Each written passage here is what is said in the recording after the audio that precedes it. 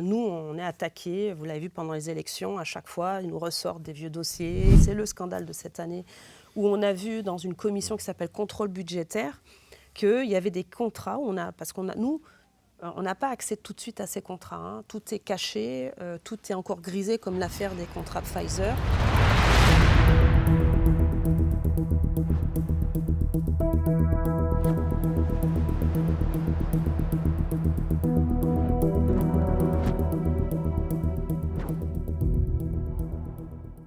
Chers amis d'Omerta, bonjour et bienvenue pour ce nouveau grand entretien. J'ai le plaisir de recevoir aujourd'hui Virginie Joron, qui est eurodéputée Rassemblement National au groupe des Patriotes. Bonjour. Bonjour et bienvenue. Avant de commencer cet entretien, je tiens à vous rappeler la présence en kiosque de notre magazine hors-série, le deuxième hors-série consacré à la guerre en Ukraine. Ukraine, la guerre sans fin. Il est présent dans tous les kiosques. Il est indispensable pour bien comprendre les enjeux du conflit, les enjeux des négociations de paix, les positions des Américains, les positions des Européens, qui divergent beaucoup, on s'en rend compte. Donc, courez l'acheter, vous ne le regretterez pas. Il est en plus de ça bourré de reportages exclusifs, car Omerta, c'est avant tout le terrain. Nous sommes allés sur le terrain au moins 8 fois depuis le début du conflit, et vous découvrirez donc 2 reportages exclusifs. Je vous rappelle également que Omerta, ce n'est pas qu'un magazine, ce n'est pas que les grands entretiens que vous retrouvez sur notre chaîne YouTube, c'est aussi et surtout l'application qui vous permet d'avoir accès à tous nos contenus exclusifs, des documentaires, des reportages de terrain pour la somme très modique de 4,99 € par mois. Voilà, la promo étant faite. Rentrons dans le vif du sujet. Virginie Joron, vous êtes une eurodéputée très active. Vous faites certainement partie des plus actives dans ce Parlement européen qui connaît beaucoup d'absentéisme. Et vous êtes notamment très active sur les questions de liberté publique. Ça tombe bien, c'est le sujet que nous allons aborder. Je vais commencer par une question peut-être un petit peu abrupte. Votre sentiment, est-ce que l'Europe connaît une dérive totalitaire ou au moins liberticide ? Alors je ne dirais pas connaît, mais poursuit une stratégie qui a été mise en place depuis le premier mandat de von der Leyen. On l'a vu durant la crise Covid, où il y a eu tout un tas de mesures liberticides qui sont sorties du chapeau de Bruxelles, avec la mise en place de codes de bonne conduite pour les plateformes, de codes sur la désinformation, et aussi des sanctions. On a vu que la Commission avait mis en place des sanctions, notamment contre la Pologne, la Hongrie, parce qu'elle considère qu'elles ne respectent pas leurs valeurs, des valeurs qui ne sont jamais définies. Et on a vu effectivement cet élan de mise en place de mesures liberticides et qui se poursuit avec ce second mandat, toujours avec Madame von der Leyen. Alors, très bien. On va rentrer un petit peu dans le détail maintenant. Vous avez beaucoup travaillé sur le DSA, le Digital Service Act. On en entend beaucoup parler, Thierry Breton en fait ses gorges chaudes, mais finalement, que ce soit le DSA ou le DMA, qui sont 2 textes complémentaires, le public ne sait pas forcément ce que ça recouvre. Est-ce que vous pouvez très rapidement nous définir ces textes ? Oui, alors ce sont des textes qui sont là pour réguler les plateformes du numérique. Il y a eu un contexte historique, c'était lors de la première mandature de Donald Trump. Il y a eu Jacques Dorsey à l'époque qui avait coupé le son à Twitter. Et beaucoup s'étaient offusqués de cette prise de contrôle des plateformes qui pouvaient finalement faire la pluie et le beau temps sur des comptes Twitter où à l'époque Donald Trump était encore président. Donc on a voulu un petit peu réguler les plateformes pour imposer un cadre assez large pour dire attention, ce n'est pas le Far West au sein de vos entreprises qui sont privées. Et il y a eu donc 2 réglementations pour réguler. Une, c'est pour réguler, c'est le DMA, pour réguler les monopoles. C'est-à-dire qu'on s'est rendu compte que beaucoup de plateformes numériques, les GAFAM, Google, Apple, Facebook, Amazon et Microsoft, avaient ce monopole. Et pour éviter qu'elles rachètent toutes les petites startups et pour finalement imposer une concurrence loyale, on a mis des règles en place. Ça, c'est le DMA. Et le DSA, c'est plutôt pour protéger les consommateurs au regard des services que proposent ces plateformes. Par exemple, Shine, Temu, qui aujourd'hui inondent les marchés européens avec des produits qui sont souvent, qui ne respectent pas les règles de concurrence ou les normes européennes. Et à l'intérieur de cette réglementation, il y avait notamment des règles pour demander aux plateformes d'avoir le même cadre d'évaluation des risques. Évaluation des risques, alors c'était, par exemple, discours de haine. On l'a vu, hein, il y avait, durant la guerre en Syrie, il y avait des gens qui utilisaient les plateformes pour diffuser des actes atroces de terrorisme. Et donc, c'était aussi pour réguler les discours de haine, les objets issus de contrefaçon. Et il y avait un petit article, mais vraiment petit, c'est l'article 34.c, qui disait aussi évaluation des risques, notamment lors des processus électoraux.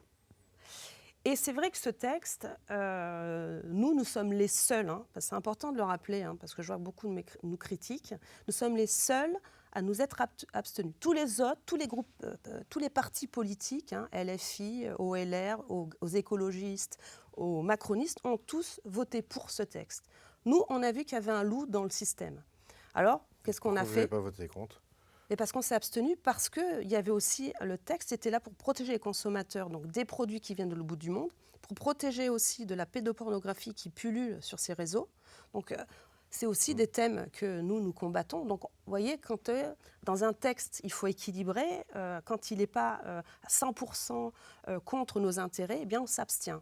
Mais on n'a pas donné mandat, d'accord, au Parlement. Alors, on était de toute façon minoritaire, puisque je vous ai dit, la plupart des autres partis politiques ont voté pour. Ils n'ont pas posé de questions, ils n'ont pas amendé le texte, et eux, par contre, ils ont donné leur blanc-seing. Donc, qu'on nous critique, je veux bien, mais quand même, nous, on a vu qu'il y avait cette problématique, on a amendé, et on s'est abstenu, pour ne pas être complice de ce texte. Et on voit bien aujourd'hui, je ne sais pas après si on aura le temps de développer le sujet sur la Roumanie, on voit bien qu'aujourd'hui, il y a une dérive dans la lecture et l'application de ce texte. Et on l'a vu et on l'a vu encore cette semaine. J'étais en audition, et c'est pour ça que quand je suis sortie de la commission, il y avait plusieurs sujets, et notamment au regard de la responsabilité de la Commission européenne. Vous l'avez dit, Thierry Breton, qui était l'ex-commissaire européen, en a fait son cheval de bataille quand il était encore commissaire. Et un peu encore aujourd'hui, d'ailleurs, je ne comprends pas pour quel mandat elle est venue sur tous les plateaux début de l'année pour expliquer encore sur le DSA, l'application, l'intérêt du DSA, notamment au regard des élections en Roumanie, où même c'est lui qui a dit que, je le répète parce que c'est important, parce que il nie ce qu'il a dit, alors que c'est dans la boîte, que la Commission, en cas de problématiques sur des déroulements d'élections, pouvaient encore annuler des élections. C'est-à-dire que ce qu'ils avaient fait en Roumanie, ils auraient pu le faire pour l'Allemagne. C'est important. Oui. Voilà, c'est important de rappeler ça parce qu'il y a un texte avec pas beaucoup d'articles, hein, et on voit au fur et à mesure des auditions, et c'est ce que j'ai vu lundi en audition sur le DSA avec l'invitation de la Commission, j'ai posé la question. Il y a un trouble au regard de l'agenda au niveau des élections en Roumanie. Les dates coïncident avec des tables rondes avec la Commission. Donc moi, la question, c'était quelle est la responsabilité de la Commission dans la décision de la Cour constitutionnelle pour l'annulation ? Parce que ça veut dire qu'il y a quelqu'un à la Commission qui donne des infos pour que la Cour constitutionnelle puisse prendre, on l'a vu, une décision qui, pour moi, est une atteinte à la démocratie. Très bien, on va effectivement revenir là-dessus, mais c'est un point très important. Est-ce que la Commission donc, était en amont fournisseur d'infos, voire d'instructions à la Cour constitutionnelle roumaine ? C'est ça l'enjeu. C'est ça la question que j'ai posée lundi, parce qu'il y a une problématique de transparence. La Commission, comme je vous l'ai dit tout à l'heure, elle est là, maintenant elle sanctionne, elle impose, elle impose une espèce de bureaucratie autocratique. Et donc, ce qu'on voit, c'est que la Roumanie, via ce comité national de la télévision, c'est un nom plus précis, a demandé à la Commission d'enquêter par rapport aux premiers résultats en Roumanie. Donc ça veut dire que la Commission a ce pouvoir, ça veut dire que si nous, demain, on a une élection en France, on a notre CSA, notre ARCOM, qui peut solliciter Bruxelles pour faire une enquête sur les élections, parce que c'est ce qui s'est passé là, a priori, en Roumanie. Donc j'ai posé la question à la Commission, et sa réponse était un peu évasive. C'était, elle n'a pas donné les dates. 2, elle a confirmé qu'il y avait des tables rondes. Donc moi, j'aimerais bien savoir qui était à cette table ronde. Qu'est-ce qu'ils se sont dit ? Qu'est-ce qu'ils se sont dit ? effectivement. Donc là, on a fait une lettre de 3 pages. Hein. Vous allez dire, je travaille, mais je ne suis pas toute seule. Hein. J'ai une bonne équipe. Et on va poser, parce que c'est notre droit, l'accès aux documents. Donc moi, je voudrais savoir ce qui s'est dit dans ces tables rondes, les questions, les réponses, la date, les minutes, qui était intervenant dans ces tables rondes. Parce que s'il y a des ONG, je veux bien, mais elles travaillent pour qui, ces ONG? Parce que quand on gratte derrière les ONG, on voit souvent qu'elles sont financées par, par des pays qui sont à l'autre bout du monde, donc pas côté européen, mais plutôt aux États-Unis. Oui, vous pensez à l'UCED, Exactement. Fondation George Soros, Open Society. Open Society, voilà, ce type de financement. Là, j'ai un exemple sur ça, je viens avec mes documents, parce que, vous voyez, ici, on nous attaque toujours pour la désinformation. C'est que cette semaine encore, dans une autre audition, vous avez quelqu'un qui se présente pour Algorithme Watch. Hein, et donc, vous avez, il dit, il ne faut surtout pas suivre ces gens. Donc, vous avez Trump, Musk, Orban, donc pas de problème. Et ça, c'est sur l'invitation de la commission de Madame Loiseau. Et vous avez tous ceux qui payent cette société. Et vous voyez bien, c'est toujours les mêmes, Open Society, CDN Funds, Migros, donc notre fonds. Et en fait, et oui, aussi des fonds européens. Donc c'est pas si neutre que ça quand ils interviennent dans ce type d'audition. Et ça, c'est accepté, c'est accepté par la commission. Donc c'est pour ça la question de savoir si elle est complice dans ces décisions. Alors il a biaisé, la réponse était biaisée, mais maintenant on voit bien que oui. Bien sûr qu'elle est impliquée. Je vais rebondir un petit peu à cette ONG qui s'appelle Algorithme Watch. Je vais revenir sur le DSA. Le DSA est accusé par ses détracteurs d'être un texte de censure. Ouais. Alors, Madame Schlametos, qui a négocié ce contrat, me disait qu'il ne s'agissait pas du tout de censurer les contenus, mais, je cite, de prévenir les risques systémiques dus à des algorithmes qui seraient faussés pour pousser de manière exagérée tel ou tel type de contenu. Qu'est-ce que vous répondez à cette vision des choses? Alors, Christelle Schaldemose, c'est effectivement elle qui était rapporteure de ce dossier, qui est une Danoise socialiste. Je pense qu'au départ, et on a échangé, elle était bienveillante par rapport à ce texte. Mais il y a eu un contexte à côté, c'est-à-dire le rachat de Twitter derrière. Quand nous, on négociait ce texte, quand on amendait ce texte, ce n'était pas encore racheté par Elon Musk. D'accord ? Donc le texte était plutôt équilibré. Il y a eu ce nouveau contexte qui, là, a fait paniquer dans la demeure. Parce qu'effectivement, on a vu que Musk, il l'a racheté pour quelle raison ?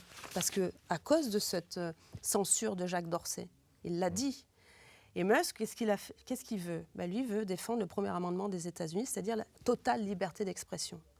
Et nous, en parallèle avec ce texte qui était plutôt équilibré, et c'est vrai, je pense qu'elle est honnête, ce n'était pas l'objectif réel de ce texte au départ.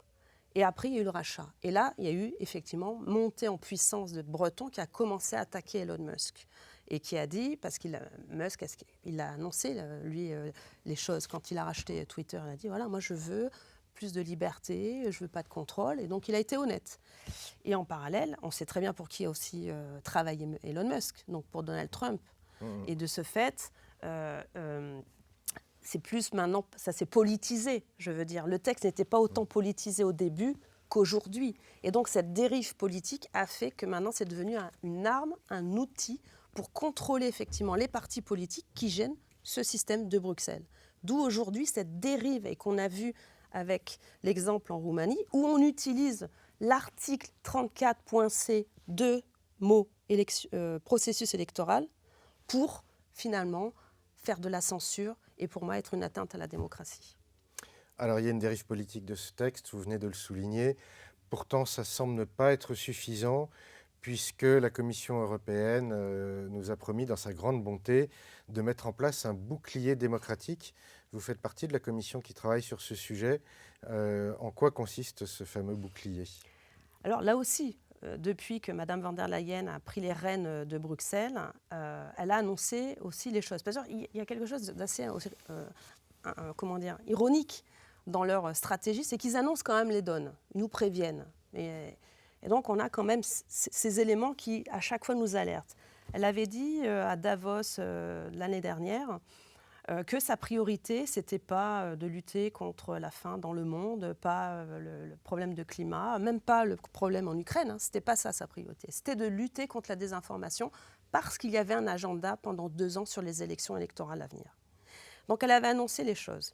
Et puis, effectivement, première année de l'année dernière, donc montée en puissance des partis dits populistes, mais moi je dirais patriotes. Hein. Nous sommes arrivés en tête en France, d'autres partenaires, nos alliés.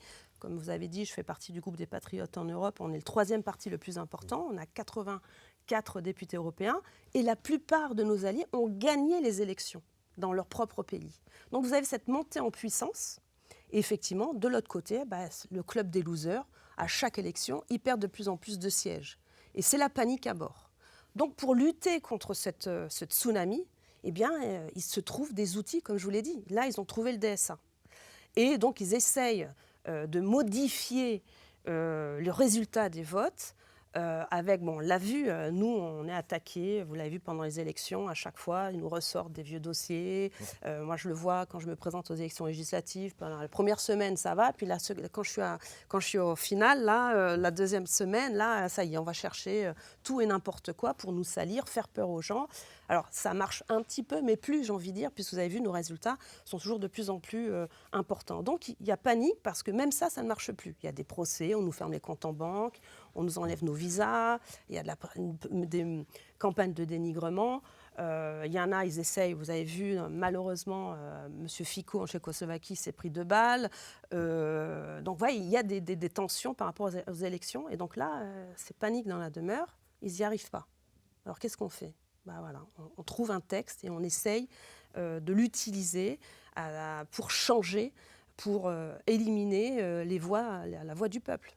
Et concrètement, dans ce bouclier démocratique, qu'est-ce qu'il y a comme mesure ? Enfin, quels sont les outils que peut utiliser la Commission européenne pour agir dans le sens que vous indiquez ? Voilà, donc ça, c'est le bilan de cet échec. Donc c'est pour ça que Mme von der Leyen, en annonçant cela, elle a dit à la Commission, on va créer cette commission spéciale EUDS. Donc bouclier, donc ça veut dire qu'ils sont en mode défense, donc ils se font attaquer. Hein, voilà, c'est ça quand même l'idée. Ça paraît clair. Ça paraît clair. Donc c'est bouclier pour la démocratie. Et première anecdote, hein, c'est-à-dire qu'on n'a même pas mis en œuvre et en place cette commission. Alors, on défend la démocratie. Démocratie, c'est les élections, c'est la voix du peuple. Les seuls partis au sein de ce Parlement le club des losers, j'appelle, ont mis en place un cordon sanitaire, qui est un cordon antidémocratique. Ce qui veut dire concrètement, c'est que moi, ils veulent m'empêcher de travailler.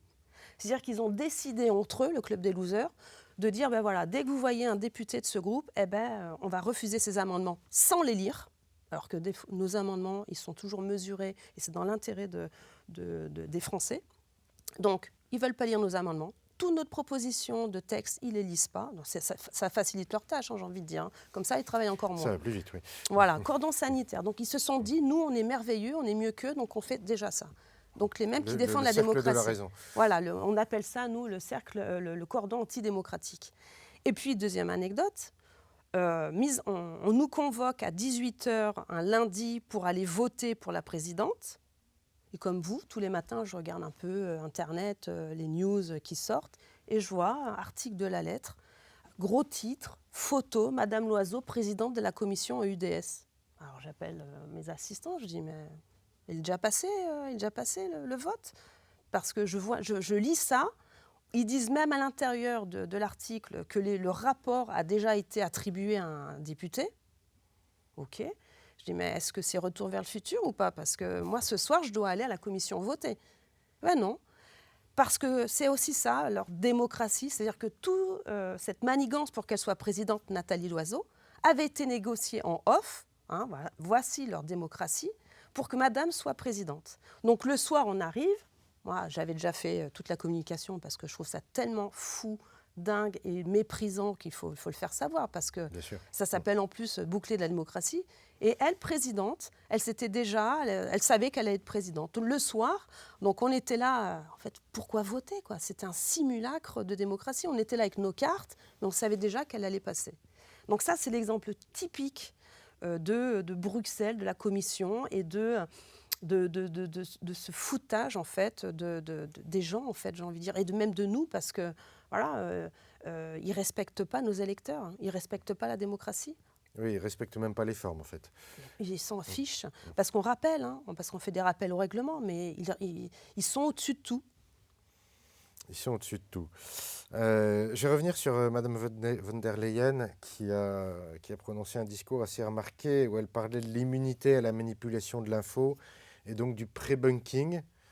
C'était son expression, donc en fait en opposition au debunking qui consiste à corriger les dites fake news. Là, on prendrait le problème à la racine. Donc en fait, est-ce qu'on est dans une espèce de régime de vérité officielle? Moi, je les appelle, Madame Loiseau fait partie de ce ministère de la vérité. Parce qu'effectivement, ils ont mis en place un code de désinformation. Et encore, moi je leur demande, mais dites-moi, donnez des exemples, soyez plus précis. Qu'est-ce que c'est la désinformation? On sait que c'est la manipulation de l'information, mais pour défendre un narratif. On l'a vu durant la crise Covid, dès que vous vouliez mettre en place un débat sur le vaccin, vous étiez dans la désinformation. Et toutes les plateformes du numérique avaient reçu le même narratif. Dès qu'il y avait un mot vaccin, un mot ou un nom d'un professeur, vous étiez tout de suite dégagé de la piste. Et donc oui, on voit bien qu'ils imposent un narratif, qu'ils imposent un code de désinformation. Et là, l'exemple encore typique de cette semaine, parce qu'il y a eu, malheureusement, je ne peux pas être partout, mais le problème, c'est qu'ils mettent des commissions en même temps, et des commissions très importantes. Donc il y avait le DSA, où là, j'ai posé la question à la commission, qui pour moi était un élément important de savoir l'implication de la commission dans l'annulation de la Roumanie. Et en parallèle, vous aviez la commission EUDS, donc cette fameux bouclier pour la démocratie, où vous aviez des fact-checkers. Vous voyez, maintenant, ça s'appelle les signaleurs de confiance auprès de la commission, et qui sont censés faire la police de la vérité. Okay, donc ils sont là, ils tractent toutes les informations, les images. Alors on leur a posé la question. C'est quoi votre background? C'est quoi votre diplôme pour faire ça? C'est quoi votre spécialité? Parce qu'en plus, c'est souvent des jeunes boîtes. Ils sortent, on ne sait pas, financés, on l'a vu là, Algorithm Watch, financés par des ONG, enfin par des fondations, toujours avec de la même mouvance. De la même mouvance. Les gars, ils n'arrivent pas à nous dire quelles études ils ont faites. Est-ce qu'ils ont travaillé pour le service de renseignement? Est-ce qu'ils ont est-ce qu'ils ont été anciens journalistes? Là, c'est silence total. Et c'est ces gars-là qui tractent auprès des plateformes, auprès des journalistes dits alternatifs, hein, parce qu'il y a les bons et les mauvais, il y a les vrais et les mauvais. Et donc, c'est eux qui font la police de l'information. Et bien sûr, ils ont mis en place tout un écosystème autour de la commission, financé par la commission, pour que tous ces experts, en plus, c'est eux qui sont invités pour les auditions. Donc nous, on vient, on est honnête, on pose des questions à des gens qui finalement bossent pour la commission. Et j'ai eu le meilleur exemple, première audition bouclier UDS, hein, le bouclier toujours pour défendre la démocratie, invité par Madame Loiseau, expert forum. Donc nous, on arrive, on pose des questions expert forum, et en fait, c'est une ONG roumaine qui a fait le monitoring durant les élections roumaines et qui a fait un rapport pour la commission. Et on se rend compte derrière, elle est financée par les ambassades des États-Unis, par Open Society. Et en fait, elle ne vit que d'aide un peu, voilà, avec des intérêts. Donc en plus, ce qui est marrant pour ce bouclier de la démocratie, c'est qu'en plus, l'objet, c'est de lutter contre les ingérences. D'accord ? Mais alors lesquelles ? Il faut être précis, parce que les ingérences qui viennent de l'Ouest, ça ne pose pas de problème. Donc là, effectivement, c'est focus sur la Chine et la Russie, et l'autre focus, pas de problème. Même si aujourd'hui, il y a cette problématique, parce qu'ils se sont rendus compte qu'avec l'arrivée de Donald Trump, eh bien, toutes ces ONG qui étaient financées plutôt par les administrations démocrates et qu'elles n'ont plus de fonds, ça leur pose problème. Parce qu'effectivement, leur narratif, il va moins être défendu par ces ONG. Alors là, il y a de nouveau un débat qui va prendre le relais de payer ces ONG. Et donc, ça va être encore les contributeurs européens. Oui, alors justement, vous parlez de tout cet écosystème. On a appris récemment que toute une série de journalistes en fait, avaient reçu, avant les élections européennes, des fonds de la Commission européenne, en dehors des procédures normales d'appel d'offres. C'est passé par l'agence Havas de mémoire. Ouais. Voilà, et tout ça pour voilà, défendre ce narratif pro-européen, pro-fédéral. Le Matthias Corvinus College aussi de Prague a mené toute une enquête. Alors c'est 132 millions d'euros quand même, hein, pour les journalistes, c'est quand même pas une toute petite somme.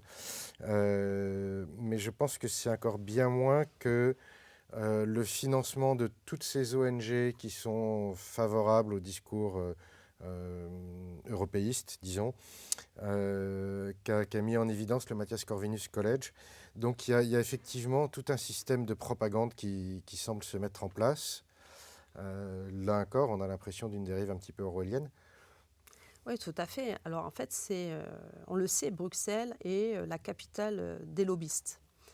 Et quand on regarde de plus près, pourquoi ils sont là en fait? Parce qu'en fait, ils ont des connivences directes avec la Commission. Je vais vous donner un autre exemple qu'on a vu début d'année, un autre scandale qui ne fait pas trop d'effet alors qu'il est aussi important que ce que vous êtes en train de dire, notamment au regard des campagnes européennes qui ont été financées par la Commission. Et on l'a vu, ils ont un budget très conséquent, la Commission, pour communiquer autour des élections européennes. Et on voit bien qu'ils achètent des places auprès de certains journaux. On voit bien que Euractiv, par exemple, est financé par la Commission. En plus, quand vous regardez Euractiv, vous voyez que derrière, ça s'appelle Trusty Organization. En fait, c'est aussi derrière les États-Unis qui pilotent Euractiv. Et vous voyez bien que la Commission utilise certains supports pour faire leur propre promotion. Donc effectivement, c'est choquant parce que c'est encore une fois ce budget, c'est de la contribution des Français comme des Italiens et des Espagnols, enfin les 27 États membres, et c'est de notre argent. Et cet argent qui est donc utilisé par la Commission pour faire sa propre propagande, c'est quand même assez choquant quand on regarde qu'aujourd'hui, on annule des élections parce qu'on estime que le candidat qui a gagné n'a pas été clair sur ses comptes. Donc le deux poids, deux mesures. Et ce cas, effectivement, qui a été soulevé par un journaliste italien, je crois que c'est Il Fatto Quotidiano, qui a sorti cette information sur les 132 millions d'euros. Effectivement, vous pouvez la recouper avec ce rapport du MCC qui a fait un rapport très intéressant où il met aussi en exergue toutes ces ONG, notamment les ONG vertes, qui, vous savez, le pacte vert a été imposé à coups de marteau. Et même aujourd'hui, certains Allemands de la CDU critiquent Van der Leyen par rapport à cette folie, parce que ça tue l'industrie européenne. Et on voit bien que derrière, il y avait tout un écosystème d'ONG dites vertes. Nous, maintenant, on appelle ça le Green Gate. Et je rebondis sur ça parce que c'est le scandale de cette année où on a vu dans une commission qui s'appelle Contrôle budgétaire qu'il y avait des contrats, nous, on n'a pas accès tout de suite à ces contrats. Hein. Tout est caché, tout est encore grisé, comme l'affaire des contrats Pfizer. On n'a pas un lien, on n'a pas un accès direct. Il faut demander à la Commission si on peut avoir accès au contrat. Et une fois qu'on a accès au contrat, on nous dit, sur 100, vous en choisissez un. Je vous assure, ce n'est pas une blague. Et en plus, quand j'ai accès au contrat, je ne peux pas prendre de photos. Parce qu'en plus, j'ai essayé de le faire, hein, parce que bon... on essaye. Hein. J'ai fait une photo et quand j'ai le contrat, il y a mon nom derrière. Vous voyez ? Et quand j'ai accès au contrat, je suis obligée de signer comme quoi je ne vais pas diffuser, je ne vais même pas en parler. Donc là, je ne devrais même pas en parler, mais bon, quand même. On est entre nous. Donc, vous voyez un peu Vous n'évoquez pas le contenu, donc tout voilà. va bien. Et donc, tout est fait pour... Voilà, ils cachent, alors que c'est quand même des valeurs qu'ils invoquent pour prôner l'européisme. Les valeurs de transparence, accès direct, confiance des citoyens. Comment vous voulez que les citoyens aient confiance quand des contrats avec des ONG vertes sont cachés? Et dans ce contrat, qu'est-ce qui avait été dit? C'est que les ONG payées par la Commission devaient faire de la promotion des directives concernant le pacte vert, donc tout ce qui est pour éliminer les voitures à moteur thermique, demain supprimer les cheminées, demain supprimer les chaudières à gaz, vous voyez, changer les bâtiments, la reconversion avec des normes encore plus contraignantes. Donc tout ce truc que personne ne veut, en fait, ces ONG étaient payées pour faire du lobbying auprès des députés. Vous voyez le système pervers. Et ça, c'était M. Timmermans qui avait signé un peu cette stratégie. Et donc, on a sorti ce scandale il n'y a pas longtemps, le Green Gate, nous on l'appelle.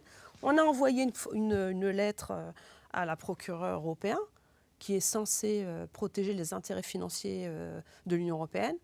Eh bien, pas de réponse. Voilà, donc ça c'était aussi une des interventions de cette semaine. Voilà qui est étonnant, oui, pas de réponse. Pas de réponse, est-ce que silence vaut acceptation donc voilà, ça remet en question, on le sait très bien, la confiance des citoyens, mais tous ces événements, parce moi je les communique, et je le vois, les gens sont atterrés de voir cela. Et je dis, moi j'essaye de montrer, parce que c'est important, c'est l'argent de nos concitoyens, puis on est là, c'est notre travail. Moi je suis là, député européen, pour contrôler le budget de l'Union européenne, contrôler ce que fait le Parlement. C'est notre mandat. Et je me dis, après, le meilleur moyen pour mettre un coup de pied à la fourmilière, c'est les élections. Et d'où, vous voyez, on refait la boucle, les élections, et on l'a vu, ça s'est très bien traduit chez nous en France. Les gens ont mis un grand coup de pied à ce système en votant pour nous, parce que c'est vrai qu'aujourd'hui, on est les seuls vraiment à monter au créneau sur ces sujets, et ça les ennuie. Je le vois, on m'a empêché de parler cette semaine, alors que j'avais plein de questions à poser, notamment à cette société qui était une société qui s'appelle Disinformation Global Index. Et cette société, quand vous allez sur le site, et même elle le dit, elle s'appelle Claire Moretson, un truc comme ça, et qui est la chef de cette société, qui dit la désinformation, c'est devenu un business. Et j'étais atterrée de voir pendant un quart d'heure son déroulé. Vous m'avez demandé ministère de la Vérité, mais alors elle, c'était plus que ministère de la Vérité, c'était gouvernement de la vérité, c'était présidence de la vérité. Elle nous a donné tous les 8 points qu'il fallait suivre, en dénigrant encore une fois, pendant la crise Covid, les gens qui se posaient des questions en les traitant de complotistes, et qu'il fallait lutter à mort contre tous ces gens qui polarisaient le débat. Et pendant 15 minutes, déroulé, moi, je voulais prendre la parole parce que j'avais quand même des questions à lui poser, parce que quand on voit son pédigré, pareil, c'est une société encore aussi basée aux États-Unis, elle est anglaise, basée aux États-Unis, avec des fonds aussi toujours les mêmes extérieurs à l'Europe, qui est présente à tous les sommets de Davos, qui nous fait la leçon, qui nous donne la stratégie à suivre. Et pour l'anecdote, donc un quart d'heure à nous faire son déroulé, moi pas le droit de parler parce que je pense que je pose toujours les questions qu'il ne faut pas. Et j'ai un collègue, Sandro Gozzi, Renew, donc c'est un collègue d'Emmanuel Macron, qui lui a posé la question en la félicitant de son exposé, et il lui a demandé d'envoyer son rapport à la commission, parce que évidemment c'est très important d'avoir ce type de rapport pour continuer à lutter contre la désinformation. Bon, eh bien ma foi, voilà, on a une commission européenne qui a accéléré, qui lutte contre la désinformation, en tout cas ce qu'elle considère comme telle, qui oriente les élections. Vous l'avez déjà pas mal abordé pendant cet entretien. Le cas de la Roumanie, quand même, je voudrais qu'on termine dessus et qu'on revienne de manière assez synthétique dessus, parce qu'il me semble très important. Il est emblématique en fait de toutes ces dérives que vous avez, que vous avez soulignées. On a donc un rôle qui n'est pas clair pour le moins de la Commission européenne. Il y a des questions qui se posent sur l'intervention de la France. L'ambassadeur de France qui est allé voir le patron du Conseil constitutionnel, enfin ça ne s'appelle pas comme ça, mais de la Cour suprême roumaine la veille de l'interdiction de la candidature de Georgescu. Tout ça pose quand même pas mal de questions. Donc je voulais, voilà, pour terminer, avoir vraiment votre sentiment là-dessus. Et puis également que vous nous parliez un petit peu, si vous avez une opinion, sur Georges Simion qui, en quelque sorte, a pris le relais de M. Georgescu. Enfin, il y a une forme de passage de flambeau, même si on sent qu'ils ne sont pas exactement sur la même ligne. Merci de terminer avec ce dossier, parce que pour moi, il est emblématique. Vous l'avez dit, il est emblématique de ce qui va peut-être arriver en France. Pourquoi ? Comme je vous l'ai dit en début d'émission, on a une utilisation d'un texte à des fins politiques. On le voit avec cet article 34C où on utilise 2 mots pour maintenant l'utiliser pour annuler des élections. Il faut vraiment, c'est important de souligner qu'il y a eu 2 éléments importants par rapport aux élections en Roumanie. Un, on annule des élections. Sous prétexte, je le dis bien, parce que les rapports que j'ai vus aujourd'hui n'indiquent pas de preuves tangibles et réelles entre des ingérences russes et la campagne qu'il y a eu sur l'utilisation de TikTok. Donc la première chose, c'est l'annulation qui a été faite par la Cour constitutionnelle à l'aide d'un texte du DSA. Et pour moi, et c'est une des pistes aujourd'hui, je voudrais savoir l'implication de la Commission européenne dans cette décision, d'où cette demande d'accès. Parce qu'en fait, la Cour constitutionnelle, pour annuler le 6 décembre, ce premier tour, parce qu'il faut rappeler, c'est-à-dire qu'en fait, vous aviez plusieurs candidats, qui est le candidat sortant du PNL, donc PPE, et c'est-à-dire donc les LR en France, était pas favori. Et celui qui était favori, c'était le socialiste, Chialécou. Et vous aviez donc les outsiders. Outsiders, c'était Georgescu. Il y avait aussi Lasconi, c'est un peu bizarre son étiquette politique, parce qu'en France, on dirait que c'est extrême droite, mais c'est USR, c'est sauver la Roumanie. Et c'est vrai qu'elle est plutôt affiliée à Renew, c'est-à-dire macroniste. Donc mais elle n'était pas non plus la favorite. Les 2 favoris, c'était le socialiste et PNL. Et PNL, pendant les élections en Roumanie, a payé une campagne sur TikTok. Et ça, tous les éléments sont dans le rapport Viginum. C'est un rapport très important, celui-là, Viginum. Et la commission de Venise, elle a plutôt regardé l'ensemble et elle a critiqué d'ailleurs l'issue de la décision de la Cour constitutionnelle. Mais ce qui est important, c'est de revenir sur cette campagne qui a été payée par le parti en place, PNL. Et donc, on a tous les éléments.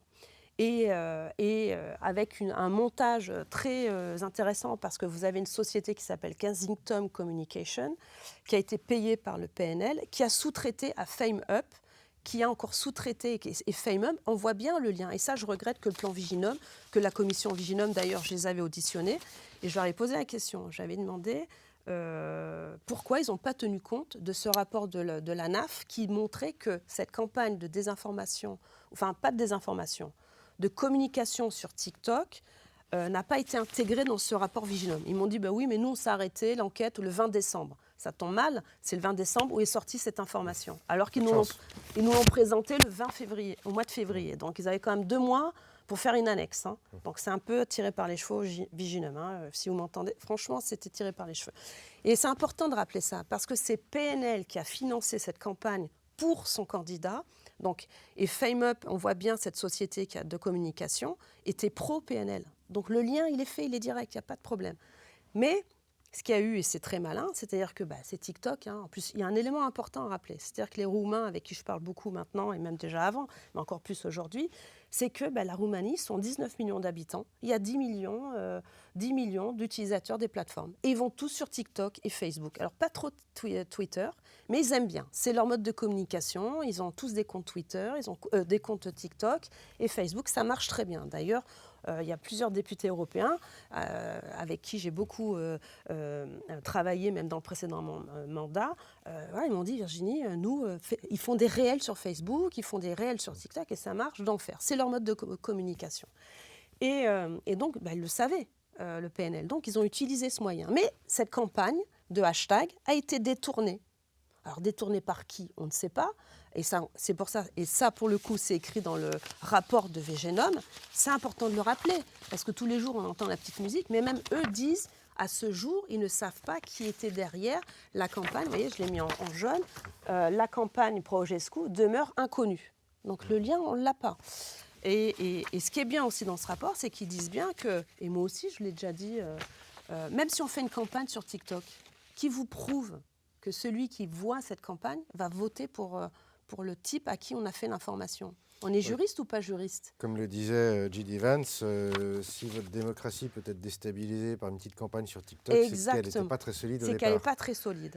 Donc c'est intéressant, ce cas est intéressant parce qu'en fait, la stratégie du PNL et des socialistes, c'était d'utiliser cette campagne pour faire monter les petits partis, d'accord, dont notamment Georges Simeone. Et ça, ce sont des Roumains, des collègues qui me l'ont dit.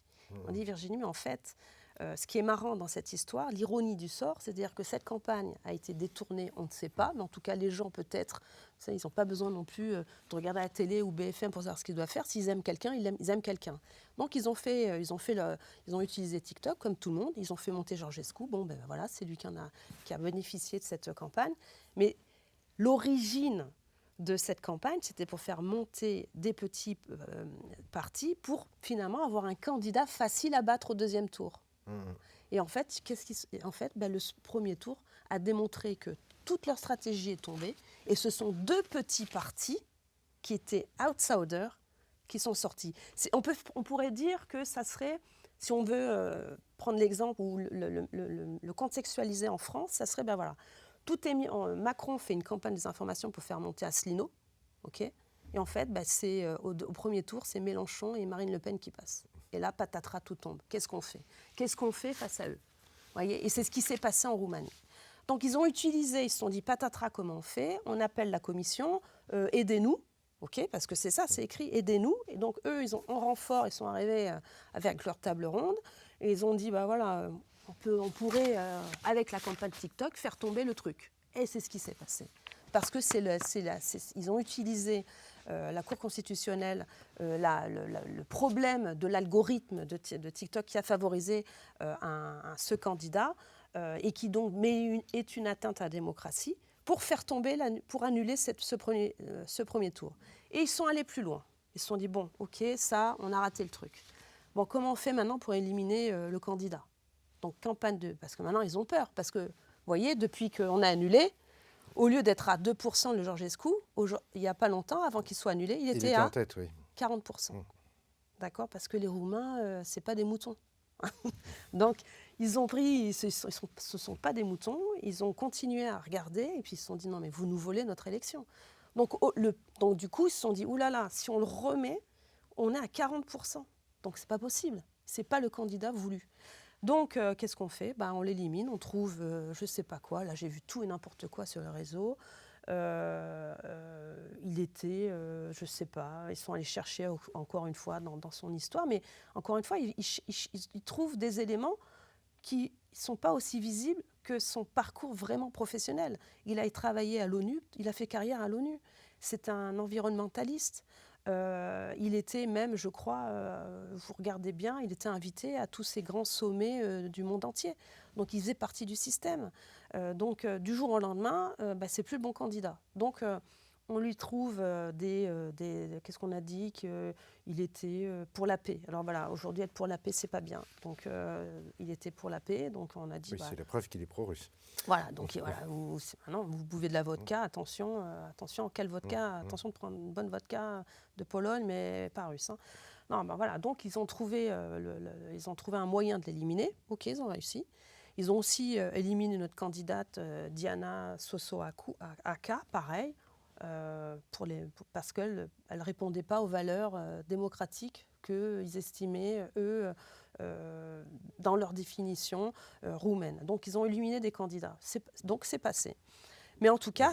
Reste donc Georges Simeone. Donc, Georges Simeone, effectivement, que j'ai rencontré à plusieurs reprises, qui fait partie de ce groupe qui s'appelle AUR, qui prend le relais de Georgescu. Et qui, à ce jour, quand je vois qui partait de loin lui aussi, à 2-3%, et maintenant à 32% dans les sondages. Parce qu'il y a effectivement, on va dire, c'est une candidature un peu plus élargie, puisqu'on voit bien que Georgescu est derrière. Il y a aussi une autre candidate, je n'ai pas son nom, ils sont à 3, parce qu'ils se disent que tout est possible. Même si là, il est passé, là, sa candidature est passée, mais ils sont capables de tout. Je vais vous donner une anecdote. Pourquoi ils sont capables de tout? J'étais en mission d'observation dans des élections locales en Moldavie, il y a 2 ans. ces élections locales, c'était en juin, il y a 2 ans. C'est une mission officielle du Parlement. Chaque groupe politique envoie un député. Donc moi, je représentais mon parti, mais il y avait donc des socialistes. C'est pour ça, pour dire qu'il était quand même assez représentatif du Parlement et donc dit de la démocratie. On arrive vendredi après-midi, le soir, quand on arrive, on a un débriefing sur de ce qui se passe avant les élections, c'est-à-dire les partis politiques, les sondages, les associations. Donc on nous fait un topo rapide des élections qu'on va devoir observer le samedi et le dimanche. On arrive vendredi soir. On a toute la liste des élections et pendant la réunion, on a quelqu'un qui arrive et qui nous dit « Bon, il faudrait enlever ce candidat, Chor, ça s'appelait Chor, parce qu'on considère que ça ne va pas. » Alors on se regarde tous, on dit « Mais attendez, il y a déjà les bulletins de vote qui sont sortis, il y a déjà tout est mis en place pour accueillir les élections. » Parce qu'en plus, là-bas, c'est souvent, il y a plusieurs élections dans une élection. Donc vous avez tous les cadres avec les logos, toutes les cases sont déjà mises en place et vous avez ce candidat. Et tout est parti dans les bureaux d'élection et chez les gens. Et donc le soir, à 20h, on élimine ce candidat pour le lendemain. Et on dit, mais on n'a jamais vu ça quand même. Nous, on était choqués parce qu'en général, il y a un référé, il y a un recours, où on laisse passer les élections et en même temps on fait un référé. Donc là, non, on élimine. Et on leur dit, mais comment ça peut être accepté ? Et en fait, c'est comme ça. Ils envoient dans tous les bureaux d'élection en disant, celui-là, il faudra l'enlever à la main, sur les papiers. Et même les socialistes, pour le coup, étaient choqués. Donc, vous voyez, ils sont capables de tout. Oui, c'est une notion assez particulière de l'état de droit, qui est une de nos grandes valeurs démocratiques européennes. Voilà, exactement. Et donc, voilà, moi, j'espère que pour les Roumains, c'est à eux de choisir leur candidat. Si demain, c'est Georges Simion, il faut leur laisser leur Georges Simion.